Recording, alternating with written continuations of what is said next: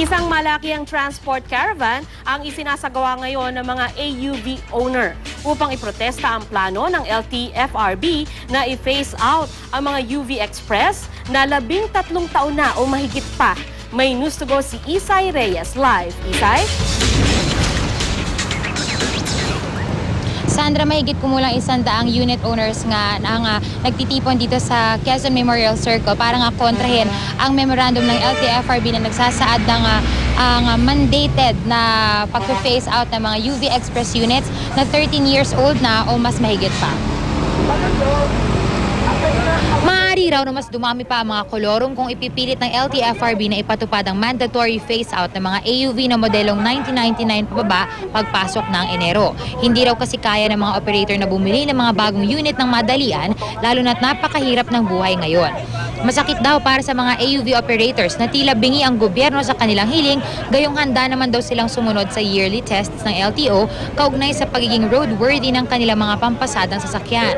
Kung magkakataon daw na sa kanilang yearly test ay mapatunayang hindi na roadworthy ang kanilang mga sasakyan at hindi na ito makakabuti sa mga pasahero, handa raw sila na palitan ang mga ito. Yun nga lang, hindi raw patas na pati ang mga units na nasa maganda pa namang kalagayan ay i-phase out din. Ayon naman daw sa LTFRB, nakikipag-ugnayan na sila sa Land Bank para mapautang ang mga operator ng pambili ng kanilang bagong units pero wala pa raw itong sagot. Next. Hindi naman tayo against sa development eh. Kaya lang against tayo, ang nais ng gobyerno ay mandatory. Gusto nila malawakan, papatayin nila yung kabuhayan nitong mga driver at maliliit na operator.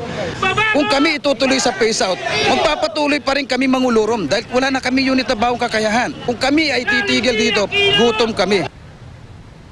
Sandra, ayon naman nga sa alyansa ay nag-abiso raw sila ng maaga sa kanilang mga pasahero ukol nga sa gagawin nilang rally para naman daw hindi gaanong mapilay ang pasada. Sinigurado na nila na may mga enough na units na papasada ngayong araw.